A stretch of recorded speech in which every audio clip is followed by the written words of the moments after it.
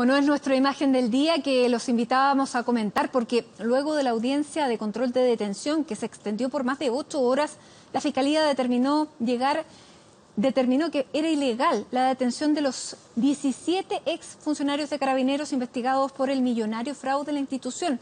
Queremos profundizar en este tema, en esta resolución polémica. Para ello nos acompaña el expresidente de la Agrupación de Fiscales, Pedro Ortustegui. Abogado, bienvenido, gracias por estar con nosotros. Gracias, Matilde. Bueno, ha llamado profundamente la atención que después de la detención de estos 17 ex carabineros acusados de tal vez el mayor fraude en la historia de la institución y, por cierto, uno de los mayores en nuestro país, hayan quedado en libertad porque hubo errores de procedimiento. Finalmente, en un principio se acusó a la Fiscalía, sin embargo, ahora todo parece mirar a la jueza. ¿De quién es la responsabilidad? Bueno, primero explicar que una detención declarada ilegal se produce en un porcentaje mínimo de casos. O sea, estamos hablando de un porcentaje que es inferior al 0,3% a nivel nacional.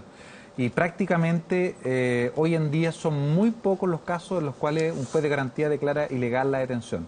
Estamos en una situación excepcional.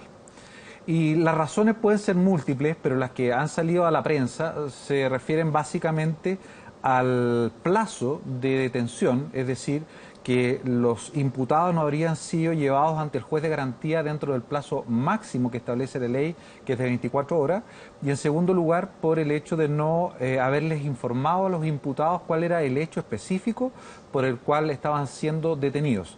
Esos son deberes que deben cumplir las policías, tanto la información al detenido como el traslado de los mismos a las audiencias de control antes del plazo de 24 horas. Y además que fuera de competencia del tribunal que está formalizando.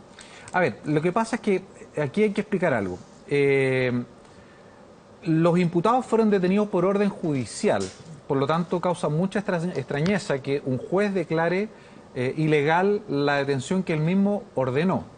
Pero si se llegaran a incumplir estos requisitos, pudiera declararse efectivamente la ilegalidad de la detención. Perfecto. Bueno, la discusión ahora es si esta ilegalidad de la detención puede ser o no puede ser apelada, y ahí es donde existen distintas opiniones, porque el artículo 132 bis fue modificado en el año 2008, que es lo que permite la apelación de las resoluciones que declaran la ilegalidad de la detención. Pero vamos por parte. La defensa de algunos de estos ex carabineros decían que ellos no fueron notificados exactamente por qué se les estaba deteniendo. La orden que presenta Carabineros en el minuto de la detención, ¿quién la llena? A ver, depende, porque existe la orden, en conformidad al artículo 9 del Código Procesal Penal, hoy día las órdenes de detención incluso pueden ser verbales, pero quien las solicita, ya sea las órdenes verbales o escritas, es el fiscal. Y es el fiscal el que controla, en términos generales, estos plazos cuando vienen las órdenes emitidas judicialmente. ¿Y el error entonces estuvo en la Fiscalía en no poner el detalle correcto o en Carabineros en no escribir el detalle y no comunicarlo? La disposición dentro de plazo y la información al detenido son obligaciones de Carabineros, pero quien dirige el actuar de la policía es precisamente el fiscal del caso. Por lo tanto, teniendo un caso de connotación como este, sabiendo que el plazo máximo en Chile es en forma inmediata y el límite es 24 horas, se debió haber coordinado bien entre el fiscal que estaba a cargo de la investigación junto con la policía que cursó las detenciones. Lo normal, además, es que cuando una detención, por ejemplo, se produjo acá en Chillán, otra en Villarrica o en otras ciudades, es que la detención se controle en la ciudad donde se efectúa la detención. En este caso, tengo entendido que trasladaron a muchos carabineros a Santiago para efectuar el control de detención en el 8º juzgado de garantía cuando no era necesario. Era mejor ponerlo a disposición del tribunal más cercano y posteriormente trasladarlo a Santiago para la formalización. ¿No era necesario o era invalidante? No podía hacerlo Santiago, porque esa es una de las argumentaciones, que bajo esta ley, bajo la 20.000, sí se puede hacer el control de detención en cualquier juzgado. Se puede ampliar la detención hasta 5 días en forma verbal, y ahí es donde va a venir la discusión seguramente en la Corte de Apelaciones, porque lo que explicaba al principio, la ilegalidad de la detención se puede apelar, pero en ciertos delitos, y aquí es donde se recurre, porque los delitos formalizados, por lo que se sabe hasta ahora, es fraude al fisco, malversación de fondos públicos, lavado de activos y asociación ilícita. Si nosotros nos remitimos a la ley 19.913, que es la de lavado de activos, esta se remite a las normas de la ley de droga, que tengan pena de crimen a esos delitos y por esa vía pudiera llegar a ser apelable. Pero si es por el fraude al fisco o la malversación de fondos públicos, la resolución de la jueza no es apelable y por lo tanto, ¿cuál es el peligro, cuál es el riesgo de una ilegalidad de la detención? Es que las pruebas que se hayan incautado a los funcionarios que fueron detenidos, al momento de ser detenidos, pudieran ser posteriormente excluidas de un juicio oral. Es decir, los fiscales podrían no contar con algunas pruebas que se incautaron al momento de la detención de estos 17 funcionarios policiales. Entonces la responsabilidad apunta a la Fiscalía. Bueno, derechamente la responsabilidad de haberse pasado de la hora es una responsabilidad compartida entre el fiscal de la causa y los policías a cargo de la detención.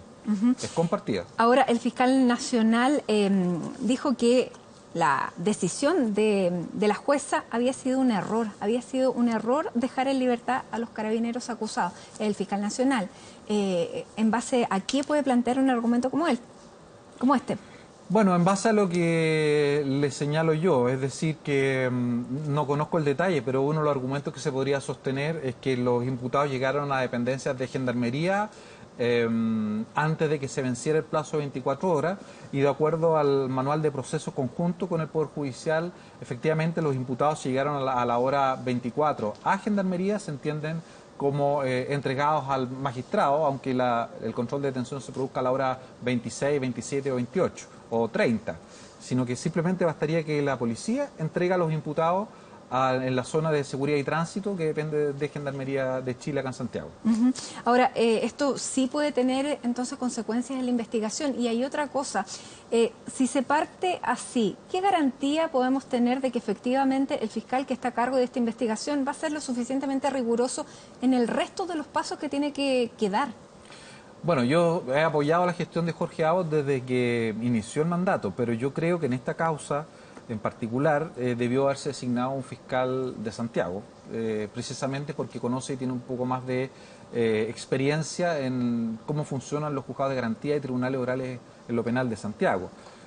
Yo soy de provincia, así que nada en contra de la gente de regiones, pero hay temas prácticos como el que acaba de ocurrir que tal vez no hubieran ocurrido si hubiera estado a cargo la investigación a cargo de un fiscal de acá. ¿Y cómo califica la expertise del fiscal regional Campos? Bueno, nosotros fuimos contraparte, así que no puedo referirme en términos personales al fiscal Campos. Ahora, lo que yo le decía, más allá de que se haya designado a este fiscal, ¿podemos confiar en su rigurosidad para adelante?